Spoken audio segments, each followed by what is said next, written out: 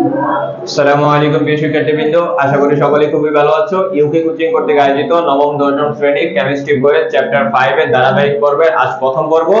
সম্পূর্ণ ক্লাসটিতে আমি তোমাদের সাথে আছি জিসান আহমেদ। তাহলে চলো ক্লাসটি শুরু করা যাক। আজকের ক্লাসে আমরা পড়ব হচ্ছে যোজ্যতা ইলেকট্রন, যোজ্যতা বা যোজনী এবং যৌগমূলক সম্পর্কে জানবো। আচ্ছা, চ্যাপ্টার 5 এর প্রথমের নামটি যদি পড়ি, চ্যাপ্টার 5 এর নামটি হলো রাসায়নিক বন্ধন। এখন আমরা যেহেতু চ্যাপ্টারের নামটি হচ্ছে রাসায়নিক বন্ধন, রাসায়নিক বন্ধন কাকে বলে এটা আমাদের আগে জানা দরকার। রাসায়নিক বন্ধন কাকে বলে? যে আকর্ষণ শক্তির মাধ্যমে অণুতে দুটি পরমাণু, এখন অণু কি আর পরমাণু কি আমরা আগের ক্লাসগুলোতে জেনে আসছি। অণু হচ্ছে একাধিক পরমাণু সমন্বয়ে গঠিত হয়। ওকে, তাহলে অণুতে দুটি পরমাণু, যেহেতু অণুর ভিতরে অনেকগুলো কি থাকে, পরমাণু থাকে, এইখান থেকে যে কোনো দুটি পরমাণু পরস্পর যুক্ত থাকে তাকে রাসায়নিক বন্ধন বলে। মানে একটি নির্দিষ্ট আকর্ষণের কারণে যখন একটি অণুর ভিতরে যে দুটি পরমাণু থাকে, একাধিক পরমাণু থাকতে পারে, এর ভিতরে দুটি পরমাণু যুক্ত অবস্থায় থাকতে পারে, তাকে সেই আকর্ষণকে বলা হইতেছে রাসায়নিক বন্ধন। এখন রাসায়নিক বন্ধন বিভিন্ন রকম হতে পারে। এর ভিতরে তোমাদের বইয়ে টোটাল 3টি রাসায়নিক বন্ধনের কথা বলা হয়েছে। একটি হলো আয়নিক বন্ধন, সমযোজী বন্ধন এবং দাতব বন্ধন। এই আয়নিক বন্ধন, সমযোজী বন্ধন এবং দাতব বন্ধন এগুলো নিয়েই আমাদের এই চ্যাপ্টার 5 সম্পূর্ণ আলোচনা। আচ্ছা, আজকে আমরা শুধুমাত্র এই অধ্যায়ের বেসিক যে জিনিসগুলো আছে এগুলো সম্পর্কে আলোচনা করব। এই রাসায়নিক বন্ধন 3টি। এরপর আসে আমাদের হচ্ছে যোজ্যতা বা যোজ্যতা ইলেকট্রন। যোজ্যতা ইলেকট্রন কাকে বলে? আমরা যেহেতু ইলেকট্রন বিন্যাস করতে শিখে গেছি সেই কারণে যোজ্যতা ইলেকট্রন আমরা সহজে পাবো। এখন যোজ্যতা ইলেকট্রন কাকে বলে? কোন মৌলের ইলেকট্রন, এটা হচ্ছে ইলেকট্রন, এটা হচ্ছে ইলেকট্রন। ওকে, কোন মৌলের ইলেকট্রন বিন্যাসে সর্বশেষ কক্ষপথে যে ইলেকট্রন বা ইলেকট্রন সমূহ, এখন আমরা যেহেতু ইলেকট্রন বিন্যাস পারি, দেখতে পেরেছি ইলেকট্রন বিন্যাসের মাধ্যমে সর্বশেষ কক্ষপথে একটাও থাকতে পারে, দুইটাও থাকতে পারে, এইভাবে একাধিক ইলেকট্রন থাকতে পারে। এখানে আবার যদি বলি কোন মৌলের ইলেকট্রন বিন্যাসে সর্বশেষ কক্ষপথে যে ইলেকট্রন বা ইলেকট্রন সমূহ থাকে তার সংখ্যাকে যোজ্যতা ইলেকট্রন বলে। সহজ কথা বলতে হলে আমরা একটা মৌলের ইলেকট্রন বিন্যাস করব এবং সর্বশেষ কক্ষপথে যে কয়টি ইলেকট্রন থাকবে তাকেই বলা হয় যোজ্যতা ইলেকট্রন। এখন যদি एग्जांपल হিসেবে আমরা বলি, एग्जांपल হিসেবে আমরা কাকে নিতে পারি? ওকে, নিলাম পটাশিয়াম। পটাশিয়ামকে যদি আমরা ইলেকট্রন বিন্যাস করি আমরা ডায়াগ্রামের মাধ্যমে করতে পারি, দুই ভাবে রেখে দিচ্ছি। পটাশিয়াম 19 ইলেকট্রন বিন্যাস করি 1s2 2s2 2p6 3s2 10 12 3p6 4s1 10 18 19। ওকে, এই যে 19টা হয়ে গেছে। এখন এখানে তাহলে এখান থেকে যোজ্যতা ইলেকট্রন কত? সর্বশেষ কক্ষপথে ইলেকট্রন সংখ্যা বলছে না, সর্বশেষ কক্ষপথ কোনটা? সর্বশেষ কক্ষপথ অবশ্যই 4 নম্বর শক্তি স্তর। এখন 4 নম্বর শক্তি স্তরে ইলেকট্রন আছে কতটা? একটা। তাহলে আমি বলতে পারি পটাশিয়ামের যোজ্যতা ইলেকট্রন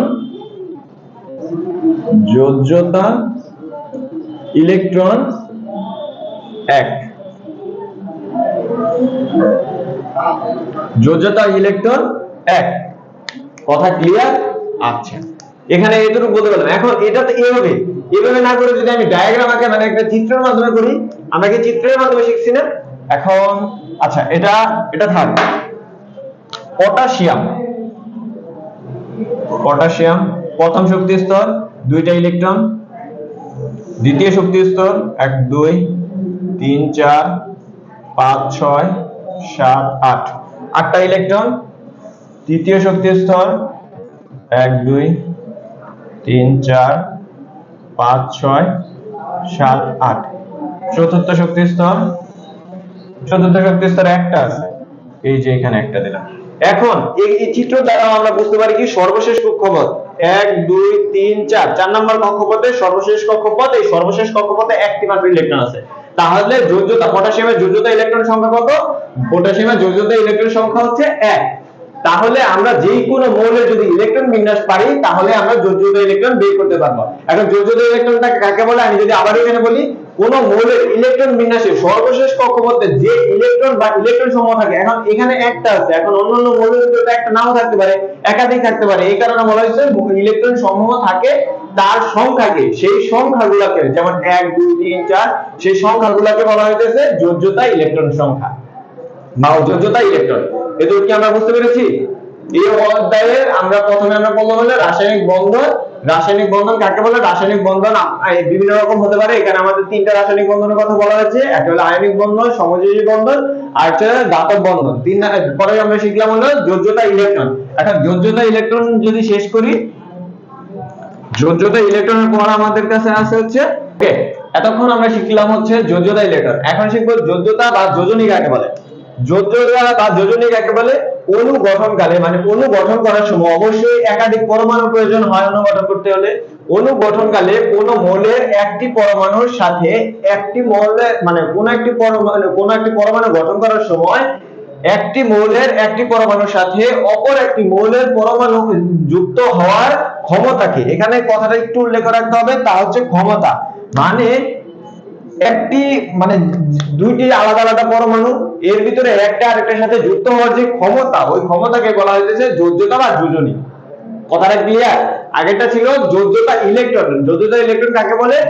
কোন মৌলের যদি ইলেকট্রন বিন্যাস করার পর সর্বশেষ কক্ষপথে যে কটি ইলেকট্রন থাকবে সেই কটি ইলেকট্রনকেই তার বলা হয় যোজ্যতা ইলেকট্রন। আর যোজ্যতা বা যোজনী কাকে বলে? ওটা হচ্ছে যোজ্যতা ইলেকট্রন, পার্থক্য কিন্তু আছে। যোজ্যতা বা যোজনী কাকে বলে? অণু গঠনকালে মানে অণু গঠন করার সময় কোন মৌলের একটি পরমাণুর সাথে অপর একটি মৌল পরমাণু যুক্ত হওয়ার ক্ষমতাকে যোজ্যতা বা যোজনী বলা হয়। কথা ক্লিয়ার এখানে সংজ্ঞাটা? ওকে, এরপর আসি আমাদের যৌগমূলক। এই যৌগমূলকটা আমাদের জন্য খুবই দরকার। আর যৌগমূলক কাকে বলে?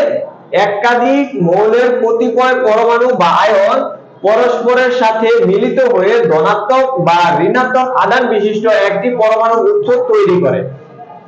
আচ্ছা, এখানে কথাগুলো খুব জটিল মনে হলেও আসলে কথাগুলোর অর্থ খুবই সহজ।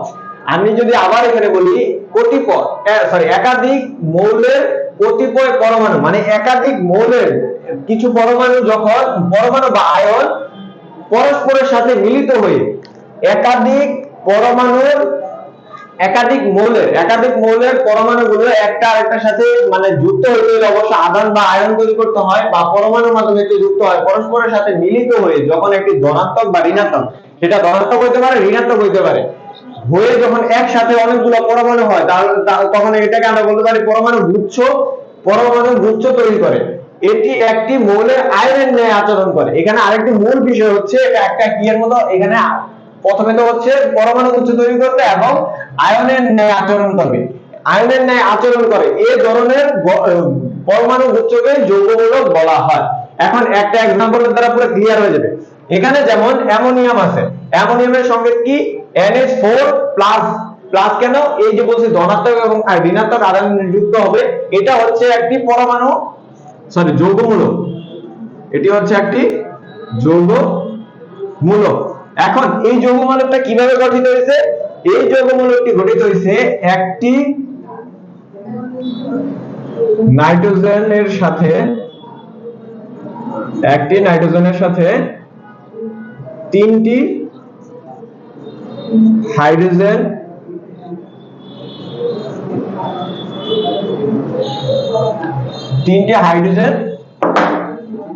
ও একটি H+ যুক্ত হয়ে একটা H+ আয়ন যুক্ত হয়ে। আচ্ছা, এখানে কি হয়েছে? যে অ্যামোনিয়াম যে যৌগমূলকটা গঠন হয়েছে কিভাবে হয়েছে? একটি নাইট্রোজেনের সাথে তিনটি হাইড্রোজেন যুক্ত হয়েছে, পরবর্তীতে আরেকটি H+ আয়ন যুক্ত হয়েছে, যুক্ত হওয়ার পর অ্যামোনিয়াম তৈরি হয়েছে। এখন এই অ্যামোনিয়াম তৈরি হওয়ার পিছনে এখানে তো অ্যামোনিয়াম তৈরি হয়েছে, এখানে অ্যামোনিয়াম তৈরি হওয়ার ক্ষেত্রে আমাদের আরো দুইটা জিনিস জানা দরকার। এই আমাদের যে যৌগমূলক থেকে আমরা কি পাই? এখান থেকে আমরা আধান বা চার্জ পাই, আর একটা হলো যোজনী পাই। এখন আধান বা চার্জ আর যোজনী কিভাবে বের করব? একটু এখানে আমরা যদি লক্ষ্য করি, আধান অথবা চার্জ। আর আরেকটা হচ্ছে যোজনী। আচ্ছা, এটা আদান বা চার্জ কত একটু এই আমি যদি প্রত্যেকটা ক্ষেত্রে লক্ষ্য করি তখন এই সংকেতটা যদি লক্ষ্য করি তখন বুঝতে পারবো NH4 প্লাস আছে না, প্লাস মানে কি এটা চার্জ হচ্ছে 1। আমরা আর কি বলে আগের ক্লাসগুলোতে এটা তো জানতে পেরেছি, এইভাবে একটা চিত্র দেখিয়েছিলাম না, x হচ্ছে যে কোনো একটি মৌল, এখানে থাকবে a, এখানে z, এখানে হলো প্লাস মাইনাস, এটা দ্বারা কি আদান বা চার্জ বুঝাচ্ছি? আদান অথবা চার্জ, যে কোনো মৌলের এই উপরে যে প্লাস মাইনাস থাকে ওটা হলো আদান বা চার্জ। তাহলে এখানে চার্জ বা আদান কত? +1। কি হবে? +1। আর যোজনী কি? যেহেতু এর সর্বশেষ কক্ষপথ মাত্র একটি, যোজনী হলো কি? যোজনী আর যোজ্যতা কাকে বলে? একটি মৌল আরেকটি মৌলের সাথে, একটি পরমাণু আরেকটা পরমাণুর সাথে কি যুক্ত হওয়ার যে ক্ষমতা ওটাকে যোজনী বলে না? এখন এটার ক্ষমতা কত? 1। কি কারণে? কারণ এখানে +1 আছে, শুধু 1 হবে। একটু পার্থক্যটা যদি লক্ষ্য করি, এখানে হচ্ছে +1 আর এখানে শুধু 1। কারণ কি? কারণ একটাই, পাশে লিখছি, আদান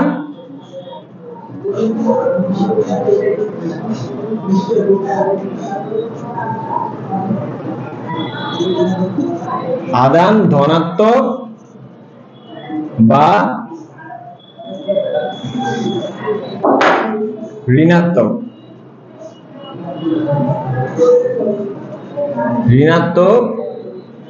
হয়। মানে হচ্ছে যে কোনো সংখ্যার আগে প্লাস মাইনাস দেওয়ার পর এটা ধনাত্মক আর ঋণাত্মক হয়। আদান সবসময় ধনাত্মক বা ঋণাত্মক হতে পারে, কিন্তু যোজনী বা যোজ্যতা কখনো কি হয় না? ধনাত্মক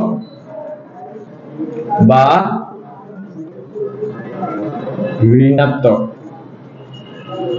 ঋণাত্মক হয় না। শুধু কি হয়? শুধু সংখ্যা হবে। শুধুমাত্র কি ব্যবহৃত হবে? সংখ্যা। এখন এখানে আরেকটা সহজ বিষয় হচ্ছে যে কোনো মৌলের চার্জ যা হবে, চার্জ প্লাস মাইনাস ঋণাত্মক ধনাত্মক হইতে পারে, কিন্তু যোজ্যতা কি, যোজ্যতা বা যোজনীটা হবে এখানে যেটা থাকবে সেটাই হবে, কিন্তু প্লাস মাইনাস গুলো হবে। কথা ক্লিয়ার? যোজ্যতা বা যোজনীর ভিতরে কি হবে? শুধুমাত্র সংখ্যাটা ব্যবহার হবে, কোনো ধনাত্মক ঋণাত্মক চিহ্ন ব্যবহৃত হবে না, কিন্তু আদান বা চার্জের ভিতরে ধনাত্মক ঋণাত্মক চিহ্ন সহ ব্যবহৃত হবে। কথা ক্লিয়ার? যৌগমূলক আজকে তাহলে আমরা হচ্ছে এখান থেকে শিখতে পেরেছি যোজ্যতা ইলেকট্রন, ফার্স্টে শিখলাম হচ্ছে রাসায়নিক বন্ধন, যেটা আমাদের অধ্যায়ের নাম ওইটা রাসায়নিক বন্ধন। রাসায়নিক বন্ধন আমাদের এই বইয়ে কয়টা নিয়ে আলোচনা আছে? 3টা রাসায়নিক বন্ধন নিয়ে আলোচনা করা হয়েছে। তারপর হচ্ছে যোজ্যতা ইলেকট্রন। যোজ্যতা ইলেকট্রন কি? সর্বশেষ কক্ষপথে যে কটা ইলেকট্রন থাকে সেটাকে যোজ্যতা ইলেকট্রন বলে। যোজ্যতা কি? একটি আরেকটির সাথে যুক্ত হওয়ার যে ক্ষমতা তাকে বলা হইতেছে যোজ্যতা। আর হচ্ছে যৌগমূলক কি? যৌগমূলক হলো একাধিক পরমাণু একত্রিত হয়ে এক ধরনের গুচ্ছ পরমাণু, কি বলে, হ্যাঁ পরমাণু গুচ্ছ, একাধিক পরমাণু একত্রিত হয়ে যখন এক ধরনের পরমাণু গুচ্ছ তৈরি করে, এই এবং এই পরমাণু গুচ্ছগুলো কি করে? একটা আয়নের ন্যায় আচরণ করে। এই আয়নের ন্যায় আচরণ করার কথাটা লাগবে, আয়নের ন্যায় আচরণ করে তখন তাকে সেই পরমাণু গুচ্ছকে বলা হয় যৌগমূলক।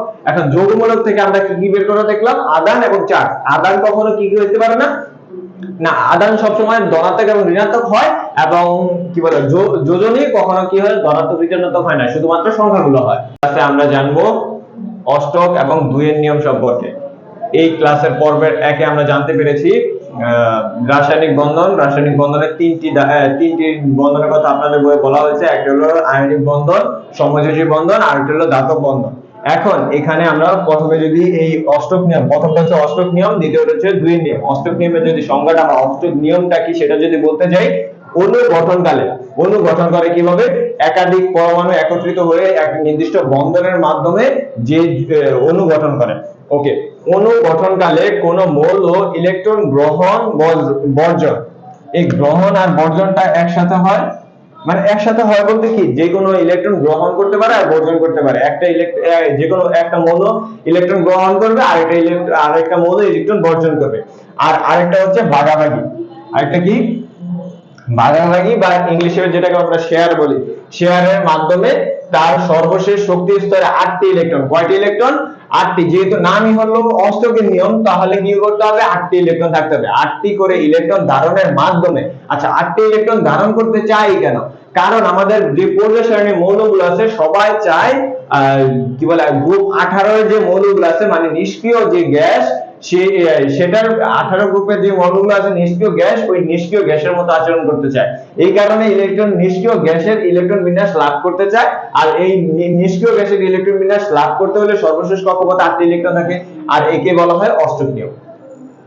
কথাটা কি বুঝাতে পারছি? এখন আমি যদি এখানে একটা एग्जांपल দেই তখন বুঝতে পারবেন। আচ্ছা, দুইটার एग्जांपल একসাথে দিব তাহলে বুঝতে পারবেন। এখন অষ্টক নিয়ম কি, মেন কথা হচ্ছে অণু গঠনকালের সময় সর্বশেষ কক্ষপথে যদি আমাদের 8টি করে ইলেকট্রন থাকে তাহলে সেটাকে বলবো অষ্টক নিয়ম। এখন দুই নিয়মটা কি, অণু গঠনকালে কোন পরমাণু সর্বশেষ শক্তি স্তরে এক বা একাধিক জোড়া, এই জোড়া কথাটা উল্লেখ করে রাখতে হবে। জোড়া মানে তো দুই, তাই না? জোড়া বলতে দুই বোঝায় না, এক জোড়া মানে দুইটি, দুই জোড়া মানে চারটি, এভাবে। এখানে ছিল গ্রহণ এবং বর্জন বা ভাগাভাগির মাধ্যমে সর্বশেষ কক্ষপথে কয়টি ইলেকট্রন থাকবে, এখানে থাকবে হচ্ছে 8টি ইলেকট্রন, আর এখানে থাকবে এক জোড়া, দুই জোড়া, তিন জোড়া, এভাবে থাকতে পারে। ইলেকট্রন বিন্যাস, এই ইলেকট্রন বিদ্যমান থাকলে তাকে বলা হয় দুইয়ের নিয়ম। তাহলে দুইয়ের নিয়মটা পুরো ইজি। আমরা যখন কি করব, কি বলে ইলেকট্রন বিন্যাসটা করব, মানে অণু গঠনকালের সময়, অণু গঠন যখন করব, করার সময় যে পরমাণু সর্বশেষ কক্ষপথে যদি এক জোড়া বা একাধিক জোড়া ইলেকট্রন থাকে তাহলে তাকে বলবো দুইয়ের নিয়ম। আর অষ্টক নিয়ম কি, সর্বশেষ কক্ষপথে কি থাকতে হবে, 8টি ইলেকট্রন থাকতে হবে। ওকে, অর্থাৎ এই যে দুইয়ের নিয়মটাকে যদি আরো কি বলে সহজ ভাষায় বলি, তাহলে অণুতে যে কোনো পরমাণুর সর্বশেষ কক্ষপথে এক বা একাধিক জোড়া ইলেকট্রন থাকতেই হবে। এক বা একাধিক জোড়া মানে সর্বশেষ কক্ষপথে এক বা একাধিক জোড়া ইলেকট্রন থাকলে তাহলে আমরা এটাকে বলতে পারি দুইয়ের নিয়ম। এখন এই অষ্টক নিয়ম এবং দুইয়ের নিয়মের যদি এইভাবে এত সংজ্ঞা বুঝলাম, যদি আমরা এখানে ব্যাখ্যা করে বুঝাই। আচ্ছা, আমি যদি এই দুইয়ের নিয়মটা মুছে দেই, এখন আমি এখানে একটি মৌল নিলাম, মৌলটি নিলাম হচ্ছে CH4 মিথেন। আমি এই যে মিথেনটা নিলাম, মিথেনটাকে যদি এখন একটা কার্বন এবং 4টা হাইড্রোজেনের সমন্বয়ে এই যৌগটা গঠিত হয়েছে না, এখন এই যৌগটা কিভাবে গঠিত হয়েছে সেটা দেখবো। এখন এখানে বলছে কিন্তু ইলেকট্রন গ্রহণ আর ভাগাভাগি। এখন ইলেকট্রন এটা কিভাবে হচ্ছে সেটা আমরা পরবর্তী পর্বে জানতে পারবো, কারণ এখানে বন্ধনের কথা হচ্ছে, এখানে যদি বন্ধনগুলো না বলি সেটা বলতে পারবে। এখন এখানে কি ধরনের বন্ধন হচ্ছে, আমরা 3টা বন্ধনের নাম জানি, সমযোজী বন্ধন, আয়নিক বন্ধন, আর এটা হচ্ছে দাতব বন্ধন। এটার ভিতরে কি ধরনের বন্ধন হয়েছে?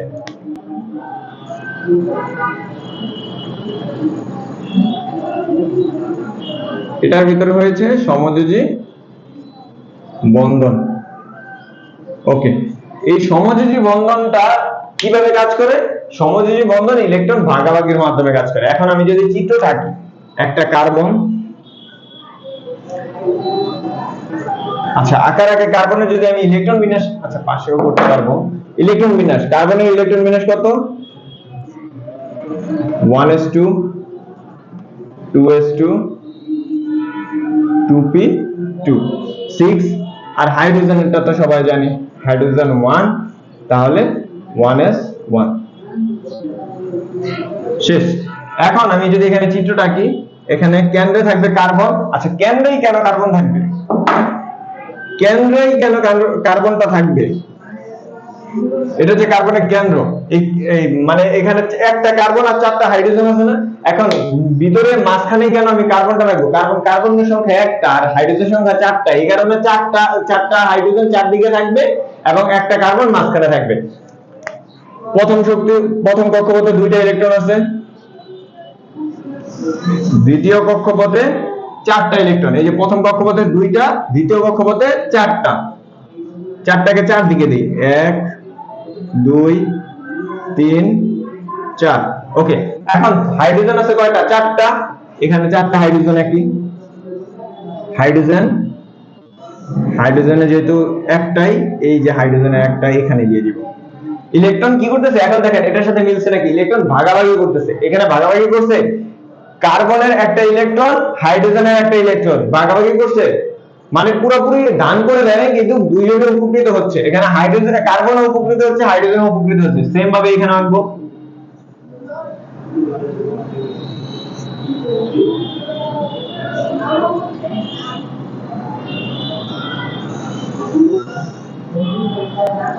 হাইড্রোজেন,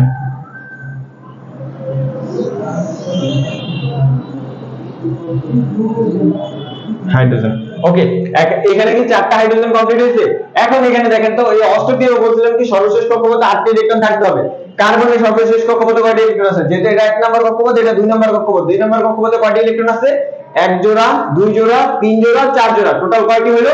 8টি ইলেকট্রন হয়েছে। আচ্ছা, এখানে যেহেতু 8টি ইলেকট্রন হয়ে গেছে তাহলে এটা অষ্টক নিয়ম মেনে চলে। আর অষ্টক নিয়মটা কিছুদিন আগে মানে আগের পদ্ধতি, দুইয়ের নিয়মটা হলো আমাদের আধুনিক পদ্ধতি। এটাই অষ্টক নিয়মের চেয়ে দুইয়ের নিয়মটা বেশি গ্রহণযোগ্য। এখন দুইয়ের নিয়মে কি বলছিলাম? সর্বশেষ কক্ষপথে এক জোড়া বা একাধিক জোড়া ইলেকট্রন থাকতে পারে। এখন এই দিক দিয়ে যদি আমি হাইড্রোজেনের চিন্তা করি বা কার্বনের চিন্তা করি, সব ক্ষেত্রে কি এক জোড়া হতে পারে? যেমন হাইড্রোজেনের ভিতরে এক জোড়া আছে, হাইড্রোজেনের একটি কক্ষপথে কয় জোড়া আছে? এক জোড়া আছে। এখানেও এক জোড়া, এখানেও এক জোড়া, এখানে এক জোড়া। এখন যদি কার্বনের ক্ষেত্রে চিন্তা করি, কার্বনের ভিতরে কয়টি আছে? এখানে যদি আমি লিখি, হাইড্রোজেনের ক্ষেত্রে এক জোড়া, আর হচ্ছে কার্বনের ক্ষেত্রে কয় জোড়া আছে? 4 জোড়া। এটা কি বলতে পারি? হ্যাঁ, অবশ্যই আমরা এটা বলতে পারি। কারণ হচ্ছে এখানে দুইবার বলা যায়, কার্বনকে বলা হয় যে অষ্টক নিয়ম পূরণ করছে। কি কারণে অষ্টক নিয়ম পূরণ করছে? কারণ সর্বশেষ কক্ষপথে 8টি ইলেকট্রন আছে। এছাড়া যদি আমরা দুইয়ের নিয়ম অনুসারে যাই, দুইয়ের নিয়মের নিয়ম কি? সর্বশেষ অণু গঠনকালে কোন মৌলের সর্বশেষ কক্ষপথে দুই মানে এক জোড়া বা একাধিক জোড়া ইলেকট্রন থাকতে হবে। এখন যেটার ক্ষেত্রে হাইড্রোজেনের ক্ষেত্রেও তা প্রযোজ্য, কারণ বলছি এক বা একাধিক। যেহেতু হাইড্রোজেনে এক জোড়া আছে তাহলে মানছে দুইয়ের নিয়ম, এবং কার্বনের ভিতরে একাধিক মানে 4 জোড়া আছে, তাহলে এটার ভিতরে দুইয়ের নিয়ম মানছে। এটাই হলো আমাদের অষ্টক নিয়ম এবং দুইয়ের নিয়ম, যেটা আমাদের জন্য সৃজনশীলের জন্য খুবই প্রয়োজনীয় এবং সৃজনশীলে এটা প্রয়োগ হয়। তাহলে আজকের ক্লাসটার ভিতরে বা আজকের পর্বের ভিতরে আমরা জানতে পারলাম অষ্টক নিয়ম এবং দুইয়ের নিয়ম, এবং অষ্টক নিয়ম এবং দুইয়ের নিয়ম কিভাবে লিখতে হয় বা কিভাবে বের করতে হয় চিত্রের মাধ্যমে হোক, আর আমরা কি বলে ইলেকট্রন বিন্যাসের মাধ্যমে যখন চিত্র বের করবো, চিত্র বের করলে আমরা বুঝতে পারবো এখানে অষ্টক নিয়ম মানছে নাকি মানে নেই। এরপর আমরা নিচে কি করব? সুন্দর মতো ব্যাখ্যা করব যে এটা কি কারণে মানে নেই। হাইড্রোজেনের ভিতরে সর্বশেষ কক্ষপথে 2টি ইলেকট্রন আছে, এই কারণে মানছে। তারপর যে কার্বনের সর্বশেষ কক্ষপথে হচ্ছে কি 8টি ইলেকট্রন বা হচ্ছে 4 জোড়া ইলেকট্রন আছে, এটা যেহেতু মানছে তাহলে দুইয়ের নিয়মকে মেনে চলছে বা অষ্টক নিয়মকে মেনে চলছে। আচ্ছা, সম্পূর্ণ ক্লাসটিতে আমরা এগুলো শিখতে পেরেছি। আজকের ক্লাসে আমরা জানবো আয়নিক বন্ধন এবং সমযোজী বন্ধন সম্পর্কে। এখন আয়নিক বন্ধন আর সমযোজী বন্ধনগুলো কোথা থেকে আসছে? এখানে আমাদের টোটাল প্রথম ক্লাসে আমরা জানতে পেরেছি এই রাসায়নিক বন্ধনের টোটাল তিন ধরনের বন্ধনের কথা আপনাদের বইয়ে উল্লেখ আছে। এখানে আয়নিক বন্ধন, সমযোজী বন্ধন, আর একটা হচ্ছে ধাতুর বন্ধন। ওটা বাদ দিয়ে আমরা আজকে শুধু এই দুইটা জানবো, আয়নিক বন্ধন আর সমযোজী বন্ধন। আয়নিক বন্ধন কি? আয়নিক বন্ধন কাকে বলে? ধাতু আর অধাতু সমন্বয়ে যে বন্ধন গঠিত হয় তাকে বলা হয় আয়নিক বন্ধন। এখন ধাতু আর অধাতু, এখন আমরা ধাতু আর অধাতু কিভাবে চিনবো? কোন মৌল ধাতু নাকি অধাতু এগুলা কিভাবে চিনবো? আগের চ্যাপ্টার গুলোতে অবশ্যই আমরা এগুলো শিখে এসেছি। তারপরে যদি আমি বলি সহজভাবে, মানে ধাতু ধাতু হচ্ছে ওই সকল মৌল যেসব মৌলের ইলেকট্রন বিন্যাস করলে সর্বশেষ কক্ষপথে 1, 2 বা 3টি ইলেকট্রন থাকবে। কয়টি? 1, 2 অথবা 3টি ইলেকট্রন থাকবে। 3টি ইলেকট্রন থাকে। যদি এর ভিতরে থাকে তাহলে হলো ধাতু, আর অধাতু হবে কি? অধাতু। ওকে, অধাতু হবে হচ্ছে 3-এর অধিক, 3-এর অধিক ইলেকট্রন। ওকে, এখানে কথাটা কি ক্লিয়ার? ধাতু হচ্ছে যদি কোনো মৌলের ইলেকট্রন বিন্যাস করার পর সর্বশেষ কক্ষপথে 1, 2 বা 3টি ইলেকট্রন থাকে তাহলে সেটাকে বলা হয় ধাতু, আর 3-এর অধিক যদি থাকে তাহলে হলো অধাতু। এখন প্রত্যেকটা মৌলের তো আমরা ইলেকট্রন বিন্যাস করে দেখা সম্ভব হবে না আমাদের যদি ম্যাথের ভিতরে থাকে বা আমাদের কোশ্চেনের সৃজনশীলতা যখন থাকবে তখন তো আমি এইভাবে প্রত্যেকটা ইলেকট্রন বিন্যাস করতে গেলে আমার প্রচুর করে সময় খরচ হবে। এই কারণে আমরা করতে পারি কি, আরেকটা নিয়ম আছে, সেটা হচ্ছে যদি ধাতু হবে, যদি কোনো মৌলের উচ্চারণের শেষে লাস্টে আম উচ্চারণ হয়। কি উচ্চারণ হয়? আম উচ্চারণ হয়। এখন যেমন ম্যাগনেসিয়াম, সোডিয়াম, এগুলা লাস্টে আম উচ্চারণ হচ্ছে না, এই আম উচ্চারণটা যদি হয় তাহলে হচ্ছে ধাতু, আর আম উচ্চারণ না হলে অধাতু। এখানে ব্যতিক্রম আছে, কিন্তু আমাদের ম্যাক্সিমাম গুলোই এর দিয়া হয়ে যাবে, দুই একটা ব্যতিক্রম। কথা ক্লিয়ার? ধাতুর লাস্টে কি থাকবে? আম উচ্চারণ থাকবে, অধাতুর ভিতরে আম উচ্চারণ থাকবে না। আর যদি কেউ স্পেসিফিক ভাবে বলতে চায় ধাতুর লাস্টে কি থাকবে, ইলেকট্রন বিন্যাস করলে সর্বশেষ কক্ষপথে 1 2 বা 3টির বেশি থাকবে না, আর অধাতুর ভিতরে 3টির অধিক থাকবে। কথা ক্লিয়ার? ওকে, এখন আমরা এখানে চলে আসি। আয়নিক বন্ধন, ধাতু আর অধাতুর সমন্বয়ে যে বন্ধন গঠিত হয় তাকে বলা হয় আয়নিক বন্ধন। আয়নিক বন্ধন এখন এই যে বন্ধনগুলো গঠন করে, একটা মৌলের সাথে আরেকটা মৌল যুক্ত থাকে, এখন কিভাবে এগুলার বন্ধনগুলো গঠন করে? এইটার বন্ধন গঠন করে, যেহেতু এটা আয়নিক বন্ধন সে কারণে এটা আদান প্রদানের মাধ্যমে, ইলেকট্রন আদান প্রদানের মাধ্যমে। কথার কিন্তু এখানেই মিল আছে, একটু খেয়াল করে দেখলে বুঝতে পারবেন।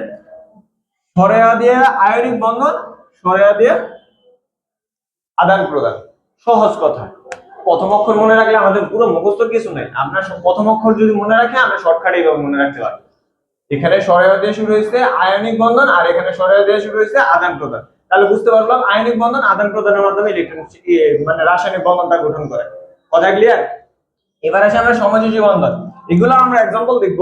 এখন আসি সমযোজী বন্ধন। সমযোজী বন্ধন কি? অধাতু ও অধাতুর সমন্বয়ে যে বন্ধন গঠিত হয় তাকে বলা হয় সমযোজী বন্ধন। তাহলে দুইটাই কি হতে হবে? অধাতু হইতে হবে। এখন সমযোজী বন্ধন শেয়ারের মাধ্যমে, সমযোজী বন্ধন কিসের মাধ্যমে? সমযোজী বন্ধন শেয়ারের মাধ্যমে বন্ধন গঠন করে। এখন এটার ভিতরে মিল আছে, এখানে দেখলেই বুঝতে পারবো। সতে সমযোজী বন্ধন, সতে শেয়ার। এখন বলতে পারেন শয়ের তো চেঞ্জ, শয় চেঞ্জ তাও আমরা বুঝতে পারলেই হলো। আমরা নরমালি আমরা যদি এগুলো মুখস্থ করার চেয়ে এইভাবে যদি মনে রাখি তাহলে আমাদের জন্য ইজি হবে না? হ্যাঁ অবশ্যই। তাহলে আয়নিক বন্ধন আদান প্রদান, সমযোজী বন্ধন শেয়ারের মাধ্যমে। এখন এই শেয়ার আর আদান প্রদান জিনিসটা কি তা আমরা চিত্রের মাধ্যমে দেখব। তাহলে আমরা যদি প্রথমে হচ্ছে আয়নিক বন্ধনটা মুছি, আয়নিক বন্ধনের একটা एग्जांपल দেখাই।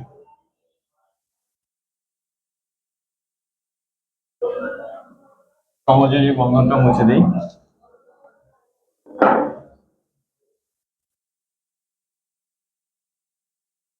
আয়নিক বন্ধনের এখানে আমি যদি एग्जांपल হিসেবে নেই,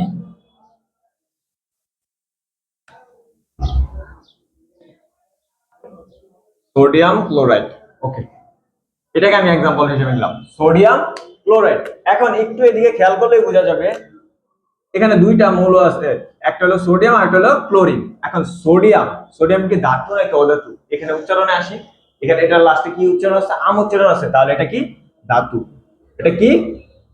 ধাতু। আচ্ছা, ক্লোরিন এখানে কি আম উচ্চারণ হচ্ছে? যেহেতু হচ্ছে না তাহলে এটা অধাতু। তাহলে কি এটা?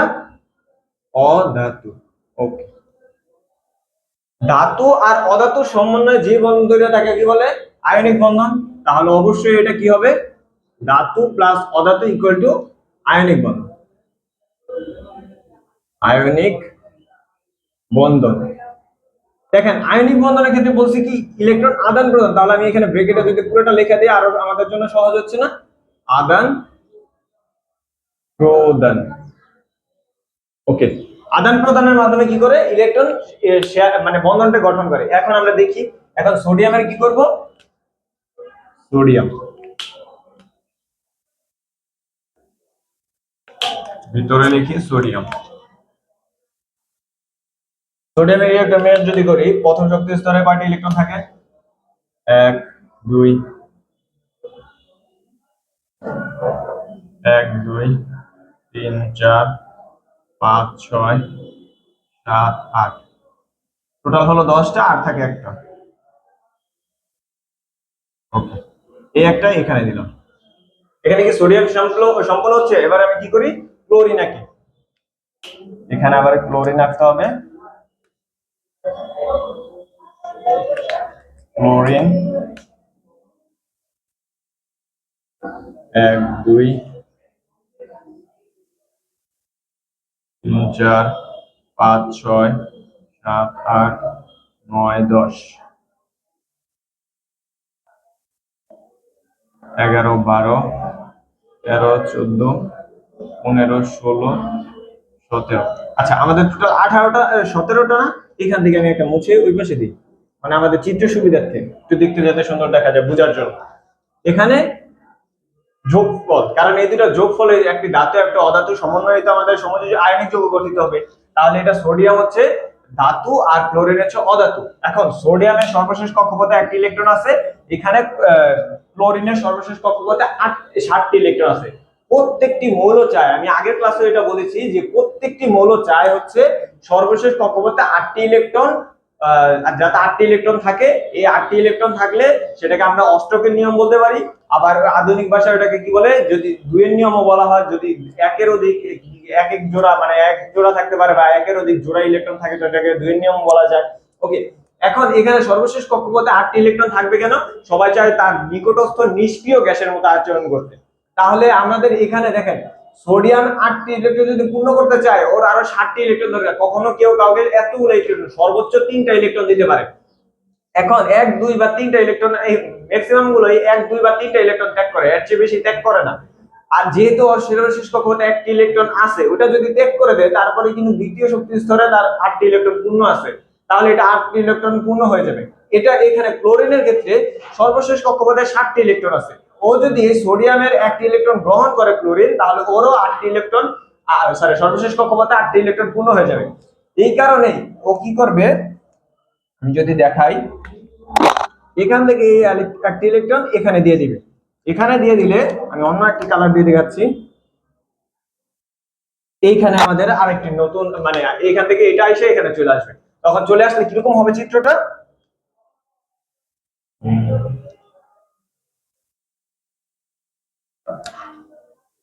চিত্রটা হবে হচ্ছে, পাশে দেখাই, এভাবে আমাদের অ্যারো চিহ্ন দিয়ে দেখাইতে হবে। আমরা চাইলে নিচেও দেখাইতে পারবো। এই চিত্রটা এখানে আঁকছি না, এরপর এখানে নিচে আবার এই দুইটা চিত্র আবারই আঁকতে হবে। এখন আমার যে দুই পাশে জায়গা আছে আমি এখানে দেখাচ্ছি। এই দুটা যোগ ফলের ফলে আমাদের পরবর্তীতে কি হবে, যেটা আদান প্রদান হয়ে গেছে, এখান থেকে একটা ইলেকট্রন এখানে চলে যাবে, তাহলে সোডিয়ামের সর্বশেষ কক্ষপথে সর্বশেষ যে কক্ষপথটি আছে এটা বিলুপ্ত হয়ে যাবে। তাহলে সোডিয়াম 1 2 3 4 5 6 7 8 9 10। ওকে, এই যে সর্বশেষ 2 নম্বর কক্ষপথ, 3 নম্বর কক্ষপথটি আমাদের তো সর্বশেষ যে ইয়াটা দিয়ে দিছি, কি বলে এটাকে, সর্বশেষ যে ইলেকট্রনটি ওটা তো আমরা ক্লোরিনকে দিয়ে দিছি। ক্লোরিনকে দিয়ে দিলে ওই কক্ষপথটা লেখার কোনো প্রয়োজন নেই। যেই কক্ষপথে ইলেকট্রন থাকে না ওই কক্ষপথ আকার আমাদের কোনো প্রয়োজন নাই। আচ্ছা, এখান থেকে সোডিয়াম কয়টা ইলেকট্রন ত্যাগ করছে? কয়টা ইলেকট্রন ত্যাগ করছে? একটা। এখন ইলেকট্রন ত্যাগ করলে ধনাত্মক হয় নাকি গ্রহণ করলে ধনাত্মক হয়? অবশ্যই, যেহেতু ত্যাগ করছে এই কারণে পজিটিভ। এই কারণে কি পজিটিভ, যেহেতু একটা ইলেকট্রন ত্যাগ করছে এই কারণে প্লাস। যদি দুইটা ইলেকট্রন ত্যাগ করতো তাহলে লিখতাম 2 প্লাস। যেহেতু এখানে 1 প্লাস, যেহেতু একটা ইলেকট্রন ত্যাগ করছে এই জন্য 1 প্লাস লিখবো। 1 প্লাস লেখার প্রয়োজন নেই, আমাদের কি লিখতে হবে এখানে, শুধু প্লাস লিখবো। যদি দুইটা ইলেকট্রন ত্যাগ করতো তাহলে 2 প্লাস, তিনটা ইলেকট্রন ত্যাগ করলে 3 প্লাস। কথা ক্লিয়ার? এরপর সোডিয়াম তো এঁকে ফেললাম, এবার ক্লোরিনের আঁকতে হবে। ক্লোরিন 1 2 3 4 5 6 7 8 9 10। আরেকটা 1 2 3 4 5 6 7 8। ওকে, এখানে আমাদের এই যে তৃতীয় বন্ধনী বা থার্ড ব্রেকেট দ্বারা এটাকে ইয়া করতে হবে। এখন ও কয়টা ইলেকট্রন, এখন এইখান থেকে যে একটা গেল এটা কি এখানে অষ্টক পূরণ করছে না? সর্বশেষ কক্ষপথে মানে 8টা ইলেকট্রন পূরণ হয়েছে না? এখানে এই যে 8টা ইলেকট্রন পূরণ করে দিচ্ছে। এখান থেকে একটা চলে গিয়ে এখানে গেছে। এখন কয়টা গেছে? একটা। এই কারণে মাইনাস। ইলেকট্রন গ্রহণ করলে মাইনাস, ইলেকট্রন বর্জন করলে বা ত্যাগ করলে প্লাস। এই কারণে যেহেতু ত্যাগ করছে এই কারণে প্লাস হয়েছে, একটা ইলেকট্রন ত্যাগ করছে এই কারণে প্লাস, একটা ইলেকট্রন গ্রহণ করছে এই কারণে মাইনাস। কথা ক্লিয়ার? এই হলো আমাদের সমযোজী আয়নিক যৌগের চিত্র। কথা ক্লিয়ার? এই যে সোডিয়াম ক্লোরাইডটা কিভাবে হয়েছে তার আমাদের এইখানে পুরো চিত্রটি আছে, আপনারা যদি চান উঠেন।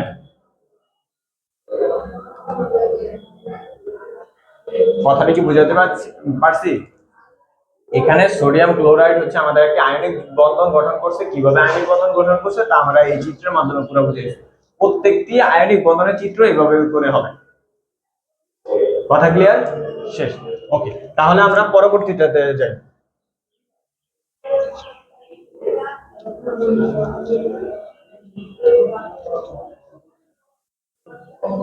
এখন চলে আসি আমি একটি সমযোজী যৌগে। সমযোজী যৌগ হিসেবে আমি নিলাম। আচ্ছা, এগুলো একটু মুছে দেই।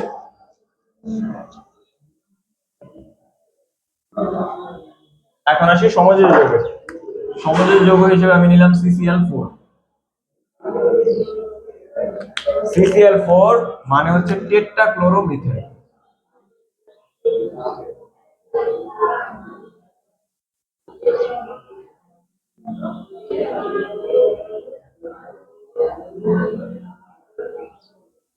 টেট্রাক্লোরোমিথেন। ওকে,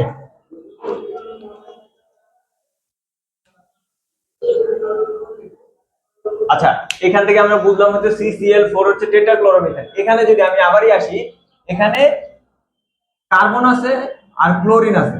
কার্বন আছে একটা, ক্লোরিন আছে চারটা। এখন কার্বনটা কি ধাতু নাকি অধাতু? আমি যে ওখানে লিখছিলাম আম উচ্চারণ হবে, কার্বনের ভিতরে কি আম উচ্চারণ হচ্ছে? যেহেতু হচ্ছে না, তাহলে এটা হচ্ছে অধাতু। এটা কি? অধাতু। আর এটা হচ্ছে ক্লোরিন। ক্লোরিন তো আমরা আগেই দেখলাম সোডিয়াম ক্লোরাইডের ভিতরে। দুইটা অধাতু, দুইটা সমন্বয়ে একটি সমযোজী যৌগ গঠন হবে।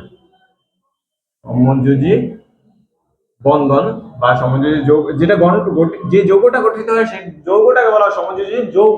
আর যে বন্ধনে গঠিত হয় সেটা হলো সমযোজী বন্ধন। এটা ইলেকট্রন কিভাবে কি করবে? শেয়ারের মাধ্যমে। ইলেকট্রন শেয়ারের মাধ্যমে বন্ধন গঠন করবে। এখন ইলেকট্রন শেয়ারটা বলতে কি? আদান প্রদান তো বুঝতে পারছি। আদান প্রদান মানে একজন থেকে আরেকজনকে দিয়ে দিবে। এখন শেয়ার বলতে কি? একজন ভাগাভাগি করবে। এখন কিভাবে ভাগাভাগি করবে তা আমরা এইটার মাধ্যমে দেখবো। সবার ফার্স্টে আমাদের কার্বন আঁকতে হবে। কার্বন, আর এখানে লিখি ক্লোরিন। ক্লোরিন 1 2 3 4 5 6। ওকে ওকে। কার্বনের ইলেকট্রন সংখ্যা কত? মানে পারমাণবিক সংখ্যা কত? কার্বনের পারমাণবিক সংখ্যা 6 না? তাহলে 6 আমি এখানে একসাথে লিখে বলছি। ওকে, এটাকে কি করে চারপাশে দিই? যেহেতু সর্বশেষ কক্ষপথে 4টি ইলেকট্রন আছে, 4টি ইলেকট্রন চারদিকে দিই, তাহলে আমাদের একটু সুন্দর দেখা যাবে। 1 2 3 4, এখানে 4টা দিলাম। কথা ক্লিয়ার? এবার ক্লোরিন 1 2 3 4 5 6 7 8 9 10,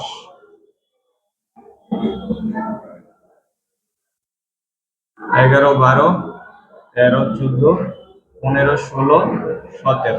এই দুইটার সমন্বয়ে কি ঘটাতে হবে আমাদের? পরবর্তী যে বন্ধন তা। এখন এখানে তো আদান প্রদান করতে পারবো না। কি কারণে আদান প্রদান করতে পারবো না? আমি বলছি তিনটা ইলেকট্রনের বেশি ছাড়তে পারে না নরমাল ভাবে। এখানে আছে তো কয়টা? ক্লোরিনের ভিতরে 1 2 3 4, সর্বশেষ 4টা। ওর তো 4টা দরকার নাই, ক্লোরিনের দরকার একটা করে। একটা হইলে অষ্টক পূরণ হয়ে যায়, কিন্তু ওর তো আছে 4টা। এখন 4টা কিভাবে ছাড়বে? ও যদি একটা দিয়েও দেয়, এটা অষ্টক পূরণ হবে, এটা তো অষ্টক পূরণ হবে না। এই কারণে কি করবে? শেয়ারের মাধ্যমে কি করবে? ইলেকট্রন শেয়ার করবে। আর এখানে ক্লোরিন আছে কয়টা? 4টা না? এই কারণে আমরা এখানে 4 লিখে দিব। কি লিখবো? ক্লোরিন 4টা আছে, এই কারণে এখানে কি লিখবো? 4 লিখবো। ওকে, 4 লিখলাম। 4টা ক্লোরিন আর একটা কার্বন। এরপর পরবর্তী চিত্রটা আমি এখানে আঁকা। আচ্ছা, এখানে একই। এখানে চিত্রটা কি? এখানে পরবর্তীতে এভাবে অ্যারো চিহ্ন দিয়ে আপনারা নিচে আঁকবেন, কারণ আপনাদের খাতায় পাশে জায়গা থাকবে না, এই কারণে নিচে আঁকতে হবে। নিচে কিভাবে আঁকবো? কার্বন যেহেতু একটা আছে, কার্বনকে আমি কেন রাখবো এবং 4টা ক্লোরিন চারপাশে দিব। কার্বন, কার্বনটাকে একটু কালারিং করে আঁকি। কার্বন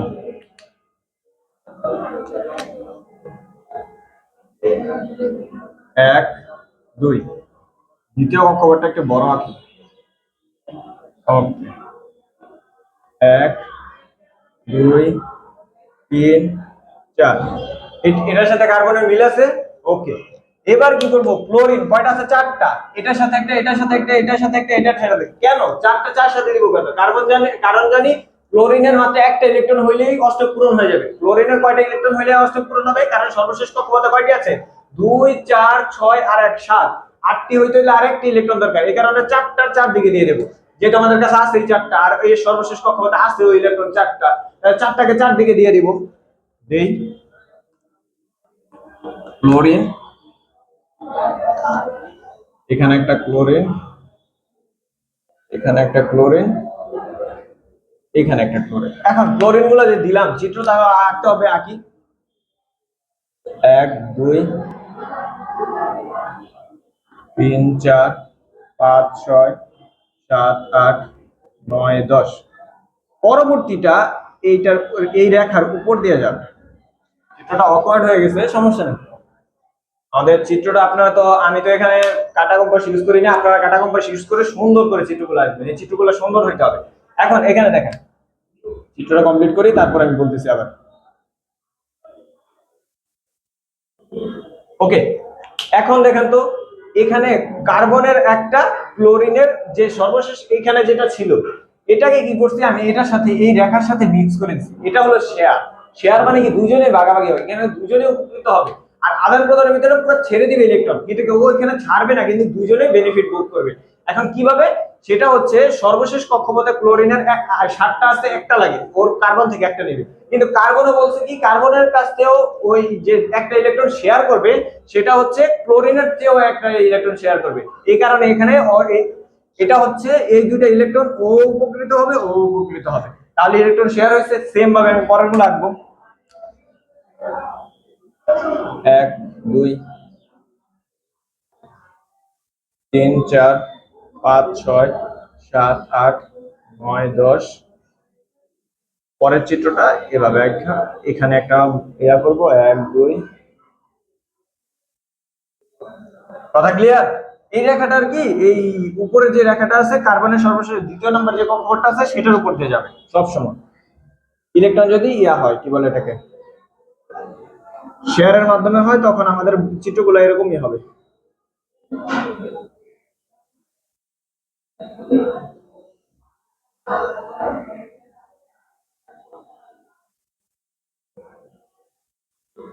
এখন কি এখানে হয়েছে তিনটা চিত্র।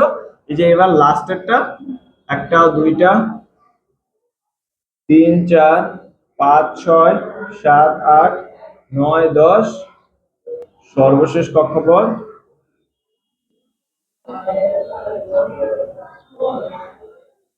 এবার দেখেন, এবার ক্লিয়ার? এটা হচ্ছে CCl4। এটাই হচ্ছে আমাদের সেই কাঙ্ক্ষিত CCl4 বা টেট্রাক্লোরোমিথেন। এখানে একটু টেট্রাক্লোরোমিথেন। এই টেট্রাক্লোরোমিথেনটা কি আমরা পাইছি লাস্ট পর্যন্ত? এটা হচ্ছে ইলেকট্রন শেয়ারের মাধ্যমে বা সমযোজী যৌগটা এভাবে হবে। আপনারা এটাও তুলে নিতে পারেন। তাহলে আমাদের আজকের এই ক্লাসে আমরা আয়নিক বন্ধন কাকে বলে, সমযোজী বন্ধন কাকে বলে, আয়নিক বন্ধনের একটি ব্যাখ্যা মানে কি বলে চিত্র সহ ডায়াগ্রাম সহ সম্পূর্ণ কিছু দেখাইলাম, এবং সমযোজী বন্ধনও কিভাবে গঠিত হয় তা সম্পূর্ণ এই ক্লাসটিতে দেখালাম। এই ক্লাসে আমরা আজকে জানবো সমযোজী যৌগের সমযোজী যৌগের বৈশিষ্ট্য এবং আয়নিক যৌগের বৈশিষ্ট্য। এখন সমযোজী যৌগ আর আয়নিক যৌগ কি, নরমাল আমরা পড়ে আসছি সমযোজী বন্ধন এবং আয়নিক বন্ধন। সমযোজী যেসব যৌগ সমযোজী বন্ধনের মাধ্যমে গঠিত হয় তাকে বলা হয় সমযোজী যৌগ, আর যেসব বন্ধন আয়নিক বন্ধনের মাধ্যমে গঠিত হয়, যেসব যৌগ আর আয়নিক বন্ধনের মাধ্যমে গঠিত হয়, তাই সেই সব যৌগকে বলা হয় আয়নিক যৌগ। ওকে, এখন এই সমযোজী যৌগ আর আয়নিক যৌগের টোটাল 3টি বৈশিষ্ট্য আছে। প্রথমটি কি, পানিতে দ্রবণীয়তা, দ্বিতীয়টি গলনাঙ্ক এবং স্ফুটনাঙ্ক, তৃতীয়টি হচ্ছে বিদ্যুৎ পরিবাহিতা। এখন আমরা কি করব, সর্বপ্রথম সমযোজী যৌগের যে বৈশিষ্ট্যগুলো আছে এই বৈশিষ্ট্যগুলো পড়ব। আমাদের ঘ নম্বরে মানে 4 মার্কের যে অ্যানসার, ওইখানে আমাদের এরকম মানে 3 নম্বরে বলতে পারে হচ্ছে আয়নিক বন্ধন বা সমযোজী বন্ধন বের করে এটা আয়নিক বন্ধন নাকি সমযোজী বন্ধন সেটা ব্যাখ্যা করতে বলতে পারে, এবং 4 নম্বরে হয়তো বলতে পারে আমাদের এই তিনটা ধর্ম মানে যেটাই হোক, আয়নিক হোক আর সমযোজী হোক, যে যৌগটাই হোক ওইটার বৈশিষ্ট্য লিখতে বলতে পারে। এই কারণে বৈশিষ্ট্যগুলো আমাদের জানা থাকতে হবে। এখন সমযোজী যৌগের ক্ষেত্রে যে বৈশিষ্ট্যগুলো, প্রথমে আমি আসি পানিতে দ্রবণীয়তা।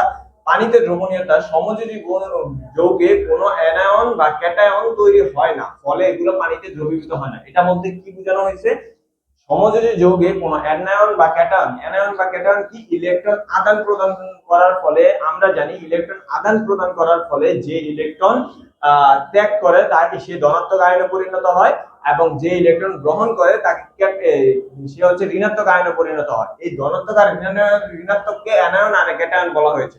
কথাটা কি আবার ক্লিয়ার? আমি আবারই বলি, সমযোজী যৌগে যেহেতু ইলেকট্রন আদান প্রদান হয় না, সেই কারণে অ্যানায়ন বা ক্যাটায়ন তৈরি হয় না। এখন অ্যানায়ন বা ক্যাটায়নটা কি? অ্যানায়ন বা ক্যাটায়ন হচ্ছে কোন মৌল যখন ইলেকট্রন আদান প্রদানের মাধ্যমে, মানে আমাদের আয়নিক বন্ধনে ইলেকট্রন আদান প্রদানের ফলে ক্যাটায়ন মানে ধনাত্মক আর ঋণাত্মক হয়। কিভাবে? আমরা জানি ইলেকট্রন ত্যাগ করলে ধনাত্মক আয়নে পরিণত হয় এবং ইলেকট্রন গ্রহণ করলে ঋণাত্মক আয়নে পরিণত হয়। এটাকেই বলা হয়েছে অ্যানায়ন আর ক্যাটায়ন। যেহেতু সমযোজী যৌগ শেয়ারের মাধ্যমে গঠিত হয়, ইলেকট্রন আদান প্রদান হয় না, তাই এটার ভিতরে কোনো অ্যানায়ন বা ক্যাটায়ন তৈরি হয় না। ফলে এগুলো পানিতে দ্রবীভূত। অ্যানায়ন বা ক্যাটায়ন যদি তৈরি না হয় তাহলে পানির সাথে দ্রবীভূত হবে না। ওকে, এবার গলনাঙ্ক এবং স্ফুটনাঙ্ক যদি করি, সমযোজী যৌগের অণুগুলোর মাঝে দুর্বল, এই কথাটা লাগবে আমাদের, দুর্বল ভ্যান ডার ওয়ালস বল।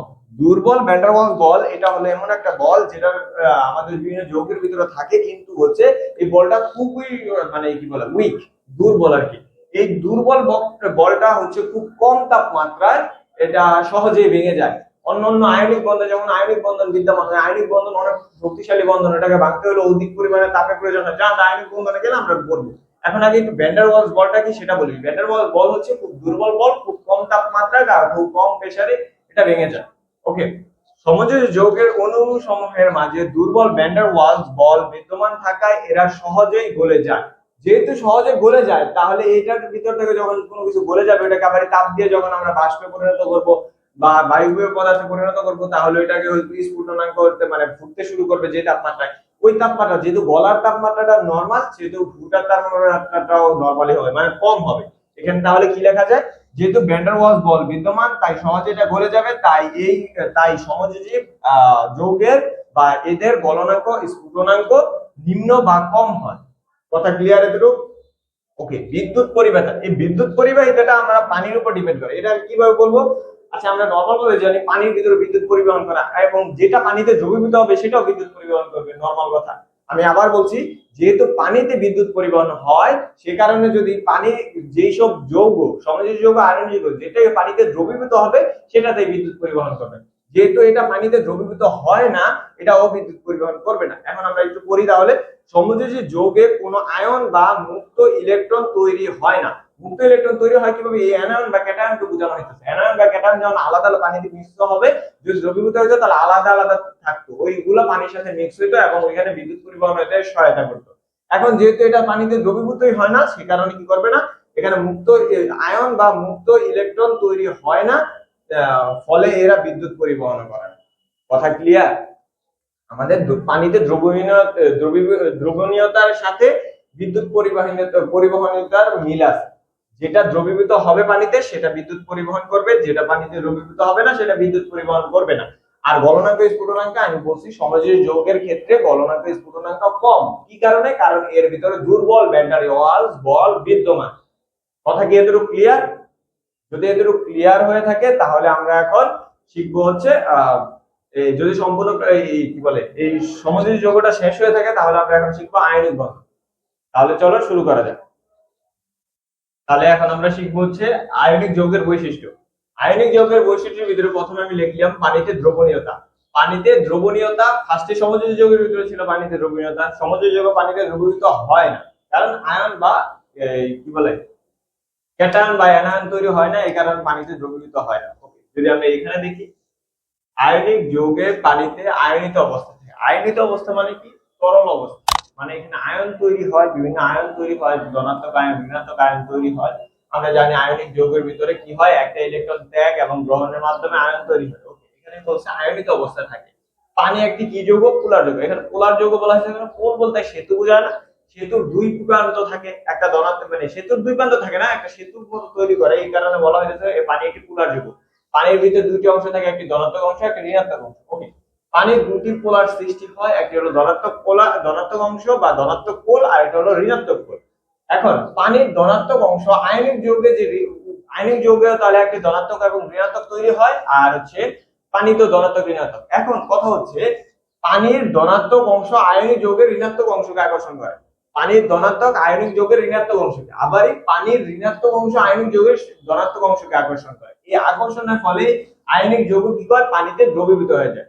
আর পানিতে দ্রবীভূত হয়ে গেলেই তো আমাদের কি হলো, এটার হ্যাঁ, এটা তো পানিতে দ্রবণীয়। আর যদি পানিতে দ্রবণীয় হয় তাহলে বিদ্যুৎ অবশ্যই পরিবহন করবে।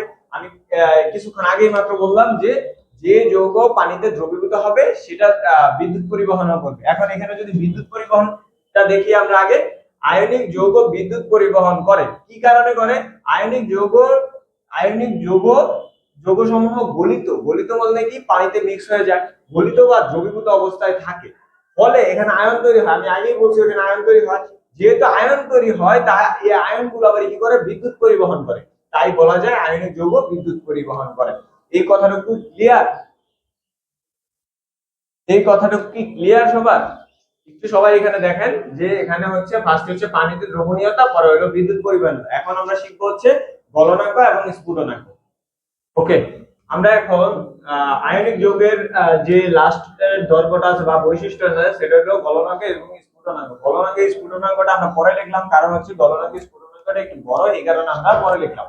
গলনাঙ্ক স্ফুটনাঙ্কটি কি? আয়নিক যৌগের গলনাঙ্ক এবং স্ফুটনাঙ্ক খুবই বেশি। কি কারণে বেশি? এটার কারণ আছে। কারণ আয়নিক যৌগের একটি আয়ন বলতে কি, সেটা ধনাত্মক আয়ন হইতে পারে। আমি ধরলাম একটি ধনাত্মক আয়ন, বলবো ধনাত্মক আয়ন। ওকে, এটা তাহলে প্লাস, প্লাস দিব, সোডিয়াম প্লাস দিই, সোডিয়াম প্লাস। এই সোডিয়াম প্লাসের চারদিকে ঋণাত্মক আয়ন, যেমন chlorine minus, chlorine minus, chlorine minus, chlorine minus, chlorine minus, chlorine minus, chlorine minus. আচ্ছা, মানে এখানে বোঝানো হচ্ছে যে আয়নিক যৌগে একটি আয়নের চারদিকে বিপরীত আধানযুক্ত আধান মানে কি, যে প্লাস মাইনাস, ওই প্লাস মাইনাসটা উপরে যে প্লাস মাইনাস এগুলোকে আধান বলা হয়, আধান বা চার্জ। আধানযুক্ত আয়ন সমূহে পরিবেষ্টিত থাকে। এখন বললাম কি, ভিতরে যদি প্লাস আছে তাহলে চারপাশে মাইনাস দিয়ে পরিবেষ্টিত, আবার যদি ভিতরে মাইনাস থাকতো চারপাশে কি থাকতো? প্লাস দিয়ে পরিবেষ্টিত থাকতো। এটা দ্বারা বোঝানো হয় এদের ভিতরে আকর্ষণ শক্তি খুব বেশি। ওকে, এখন এখানে যদি দেখি, কারণ আয়নিক যৌগে একটি আয়নের চারদিকে বিপরীত আধানযুক্ত আয়ন সমূহ পরিবেষ্টিত থাকে। আয়নিক যৌগে আয়নিক বন্ধন দিতে হয়।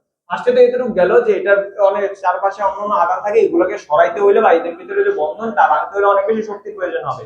এখন আসি দ্বিতীয় কথা, আয়নিক যৌগে আয়নিক বন্ধন বিদ্যমান, আর আয়নিক খুবই শক্তিশালী বন্ধন। এই কারণে এটা গলাইতে হইলে অনেক বেশি তাপের প্রয়োজন হবে। আয়নিক যৌগ যদি গলাইতে হয় তাহলে প্রচুর পরিমাণে তাপের প্রয়োজন হবে। এই কারণে আয়নিক বন্ধন লিখলাম কেন, আয়নিক যৌগ হবে। আয়নিক যৌগের গলনাঙ্ক খুবই বেশি, তাই বলা যায় কি আয়নিক যৌগের গলনাঙ্ক খুবই বেশি। আবার যদি স্ফুটনাঙ্কের কথা বলি, আচ্ছা বিপরীত আধান দ্বারা যে পরিবেষ্টিত থাকে, এখানে যদি ফুটাইতে হয় তাহলে ওই বন্ধনগুলো মানতে হবে না। এখানে এই কথাটা বলছে, আয়নিক যৌগ ফুটাতে হলে বিপরীত আধানের মধ্যবর্তী আকর্ষণকে ছিন্ন করতে হবে। মানে কি করতে হবে? মাঝখানে যে আকর্ষণটা আছে ওই আকর্ষণ শক্তিটাকে বা যে বন্ডটা আছে ওই বন্ডটাকে ভাঙতে হবে। এখানে এই কারণে বলছে আয়নিক যৌগকে ফুটাতে হলে বিপরীত আধানের মধ্যবর্তী আকর্ষণকে ছিন্ন করতে হবে, মানে ভাঙতে হবে। এই ভাঙতে হলে অবশ্যই কি রাখবে? বেশি শক্তি প্রয়োজন হবে, কারণ আমরা প্রথমে বলছি এটা হলো ফার্স্ট হলো আয়নিক বন্ধন, দ্বিতীয় কথা হলো একটি আধানের চারপাশে বিপরীত যে আধানটা আছে ওইটা দ্বারা পরিবেষ্টিত থাকে, তাহলে দুই ক্ষেত্রে কিন্তু অনেক বেশি শক্তিশালী। এখানে যেহেতু ছিন্ন করতে বেশি পরিমাণে শক্তি প্রয়োজন হবে, আর এই শক্তির কারণে আয়নিক যৌগের স্ফুটনাঙ্ক সবচেয়ে বেশি। তাহলে আমি পুরো লাস্টে আবার আরেকটা লাইন লিখতে পারবো এখানে যে আয়নিক যৌগের গলনাঙ্ক স্ফুটনাঙ্ক, তাই বলা যায় আয়নিক যৌগের গলনাঙ্ক স্ফুটনাঙ্ক সবচেয়ে বেশি। এই অধ্যায়ে আমরা তাহলে কি কি শিখতে পারলাম? আয়নিক যৌগ, সমযোজী যৌগ, আয়নিক যৌগ, সমযোজী যৌগ বলে কিভাবে আমরা ডায়াগ্রাম গুলো আঁকবো, ব্যাখ্যা করবো কিভাবে, সেগুলো শিখতে পারলাম। তারপর হচ্ছে আয়নিক যৌগের বৈশিষ্ট্য শিখতে পারলাম। তারপর প্রথম দিকটা যে জৈবমূলক, তারপর হচ্ছে যোজ্যতা, ইলেকট্রন, যোজনী, এগুলা শিখতে পারলাম। এই অধ্যায় থেকে আমাদের এই রিটেনের জন্য এই লাস্টের কয়েকটা ক্লাস 3 এবং 4 নাম্বার যে ক্লাস, এইখান থেকে যদি আমরা এগুলা ক্লিয়ার করতে পারি তাহলে আমরা ইনশাআল্লাহ আশা করতে পারি যে সিকিউর ভিতরে অ্যানসার করতে পারবো। আজকের ক্লাস এই পর্যন্তই। সকলে খুবই ভালো থাকেন। আল্লাহ হাফেজ।